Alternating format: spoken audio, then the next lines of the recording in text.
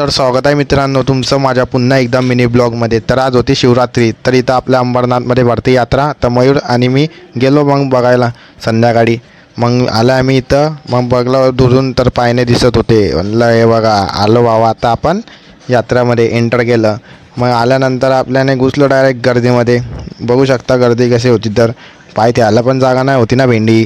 मग काय करशील. मग मयूरला म्हणलं बाबा गुतलं आपण तरी. ते थोडं पुढे आल्यानंतर म्हणलं आता इथं गर्दी कमी असेल, तर कशाची गर्दी कमी असणार भावांनो, सगळीकडे लोकच लोक. म्हणलं जाऊ दे. मग आपण इथं पुढे आले आणि बघतो तर काय ते कानातले होते. झुमका तर मे बी दिला सकता हूँ, पण झुमका पहनने वाली नहीं है अपने पास.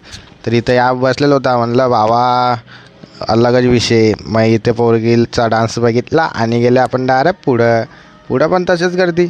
म्हणलं याच्या आईला काय करू. मग निघालं, म्हणलं चल आता जाता आपण घरी. मग घरी जायला निघाले भाई. म्हणलं आता लागली जाम भूक, काय खायचं. तर पैसे कमी होते, घेतला मग वडापाव आपल्याने. वडापाव दाबून आपण चेंदून इथं पुढे आलो. इथून रस्ताच नाही दिसत होता घरी जायचा. म्हणलं चला आता पुढे जातो ना, आता पाण्याचा पण शॉट घेऊन घेऊ आपण आले तर. मग आलं आपण इथं पाळण्याकडे. मग इथून थोडं व्ह्यू घेतलं. इथून पण गर्दी होती म्हणून इथं मागंच उभं होतं. मग इथून आपण गेले डायरेक्ट पाण्याजवळ थोडंसं पुढं. मग त्याच्यानंतर म्हणलं चला आता मयूर जाऊ आता घरी. मैं भी मायूस हूँ, जो हुआ अच्छे के लिए हुआ.